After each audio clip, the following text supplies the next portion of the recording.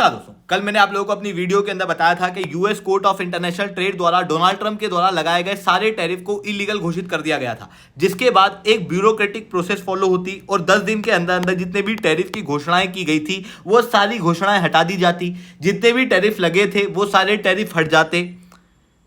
But यहां पर अगले ही दिन एक बड़ा बदलाव हो गया। Donald Trump administration higher court के अंदर अपील करने चला गया और उसके बाद यूएस कोर्ट ऑफ अपील के अंदर टेम्पररी रूप से स्टे लगा दिया गया है US court of international trade के जजमेंट के ऊपर। यानी कि डोनाल्ड ट्रंप के जो टैरिफ हैं जो US court of international trade द्वारा पहले रोक दिए गए थे, उन टैरिफ को अभी के लिए कंटिन्यू रखा गया है जब तक कि फाइनल डिसीजन नहीं आ जाता। अब बात आती है एग्जैक्टली यहाँ पर ऐसा क्यों हुआ है, किस तरीके से हुआ है, क्या डेवलपमेंट यहाँ पर हो रहे हैं और इनकी वजह से क्या इफेक्ट पड़ने वाला है। हर एक चीज को मैं शुभेंद्र चौहान डिटेल में आप लोगों के साथ में चर्चा करूंगा। पर उसके पहले आप लोग मेरे साथ में SRC10 टेलीग्राम ग्रुप के ऊपर जुड़ सकते हो। मेरे क्लास की अपडेट, PPT, PDF सब कुछ आपको यहाँ पे मिल जाएगी। UPSC CSE की तैयारी करना है, इंडिया के टॉप एजुकेटर से ऑफलाइन क्लास के अंदर पढ़ना है, आप लोगों के पास में अच्छा मौका है। अनअकैडमी केवल ऑनलाइन ही रहा है, अनअकैडमी अब ऑफलाइन भी आ चुका है। दिल्ली करूल बाग मुखर्जी के अंदर, प्रयागराज, सिविल लाइन बिहार के पटना के अंदर ऑलरेडी हमारे सेंटर्स खोले जा चुके हैं। जुड़ना आते हो तो समय पर कॉन्टैक्ट कर सकते हो। इसके अलावा मंथली करंट अफेयर्स की magazine, previous year question, prelims के मॉक टेस्ट, एनसीईआरटी के नोट्स की समरी और इंडिया ईयर बुक की समरी अगर आपको फ्री ऑफ कॉस्ट डाउनलोड करना है, नीचे डिस्क्रिप्शन के अंदर मैंने लिंक दी है, वहां से आप लोग डाउनलोड कर सकते हो। चलिए दोस्तों, आप समझने का प्रयास करते हैं पे क्या हुआ। देखो, यूनाइटेड स्टेट्स ऑफ अमेरिका के अंदर जब से डोनाल्ड ट्रंप पावर में आए थे वो लगातार टैरिफ लगाए जा रहे थे। एक तरफ चाइना के ऊपर शुरुआत में 10%, मैक्सिको के ऊपर 25% और कनाडा के ऊपर भी 25% के टैरिफ लगे थे। बाद में चाइना के ऊपर टैरिफ और बढ़ा दिए गए और लगभग 145% तक के टैरिफ जो है वो चाइना के ऊपर लग चुके थे। वहीं दूसरी तरफ चाइना ने भी फिर यूएस के ऊपर 125% के टैरिफ लगा दिए। एक तरीके से दोनों देशों के बीच में ट्रेड वॉर छिड़ गया। यूएस के प्रेसिडेंट डोनाल्ड ट्रंप यहीं पे नहीं माने, उसके अलावा भी कई सारे और देशों के ऊपर इन्होंने टैरिफ की घोषणाएं की। हालांकि इन टैरिफ को लगभग 90 दिन के लिए हॉल्ट किया गया और चाइना के ऊपर लगे हुए टैरिफ के लिए भी एक एग्रीमेंट चाइना के साथ में 90 दिन का साइन किया गया है, जहां पर चाइना के टैरिफ कम करके 30% तक कर दिए गए।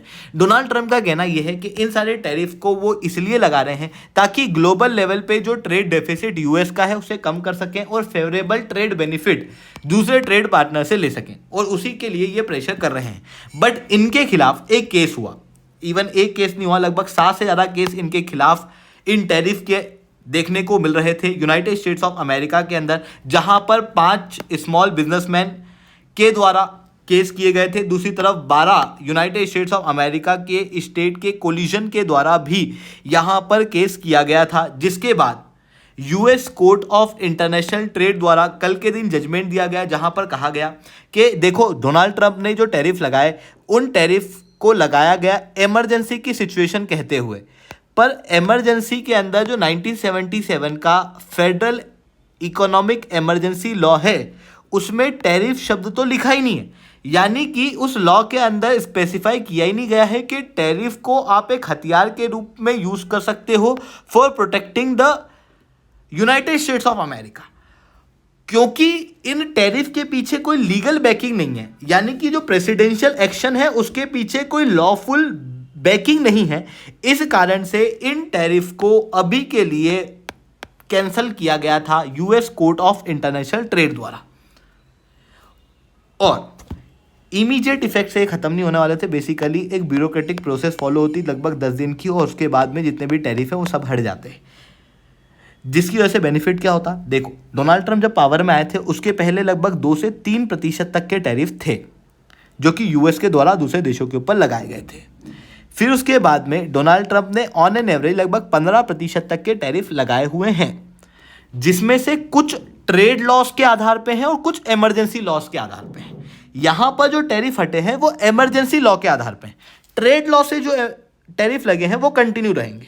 इस कारण से अगर ये स्टे कंटिन्यू रहता तो लगभग यूएस के टैरिफ ऑन एन एवरेज 6% पे आ जाते। पर अभी क्या हुआ है, इन टैरिफ को टेम्पररी रूप से स्टे कर दिया गया है। क्यों स्टे किया गया है? क्योंकि देखो, जो डोनाल्ड ट्रंप एडमिनिस्ट्रेशन था वो ऑब्वियसली कोर्ट के डिसीजन से खुश नहीं था। ये आप क्लियरली डोनाल्ड ट्रंप के खुद के स्टेटमेंट देख सकते हो सोशल मीडिया पे, जहां पर उन्होंने कहा, the horrific decision stated that I would have to get the approval of Congress for this tariff. If allowed to stand, this would completely destroy presidential power. The presidency would never be the same. This decision is being held all over the world by every country other than United states of America. इन्होंने clearly कहा कि जो decision आया है ये दुनिया भर के देश खुश होंगे इससे, पर अमेरिका इससे खुश नहीं होगा। हालांकि ग्लोबल लेवल पे हम रिएक्शन देखें तो यूनाइटेड स्टेट्स ऑफ अमेरिका के अलावा जो यूनाइटेड किंगडम है उनके द्वारा कहा गया कि ये मैटर तो यूएस का डोमेस्टिक है, हमको इससे कोई फर्क नहीं पड़ता। यूरोपियन यूनियन जर्मनी ने कुछ भी नहीं कहा। कनाडा ने कहा कि हमको तो पहले ही पता था कि ये जो भी टैरिफ हैं ये इलीगल हैं। बट डोनाल्ड ट्रंप एडमिनिस्ट्रेशन का कहना क्लियर था कि अगर हम इमरजेंसी लॉ के आधार पर टैरिफ नहीं लगा सकते तो हम दूसरे लॉस का प्रयोग करेंगे टेम्पररी रूप से। सबसे पहले यहां पर ट्रेड लॉस का प्रयोग करने की बात आई थी, क्योंकि सेक्शन 122 के अंदर जब बैलेंस ऑफ पेमेंट क्राइसिस हो या फिर डॉलर को प्रोटेक्ट करना हो, इन कंडीशन में 150 दिन के लिए 15% तक के टैरिफ लगाए जा सकते हैं। और टैरिफ एक्ट 1930 के सेक्शन 338 के तहत रिटेलिएटरी टैरिफ लगभग 50% तक के लगाए जा सकते हैं। क्योंकि डोनाल्ड ट्रंप ने लिबरेशन डे के दिन रिटेलिएटरी टैरिफ की बात की थी, तो यहाँ पर इस कानून के आधार पर ये शुरुआत में टैरिफ लगाते और उसके बाद में फिर कांग्रेस से अप्रूवल लेके बाकी टैरिफ को इम्प्लीमेंट कर देते।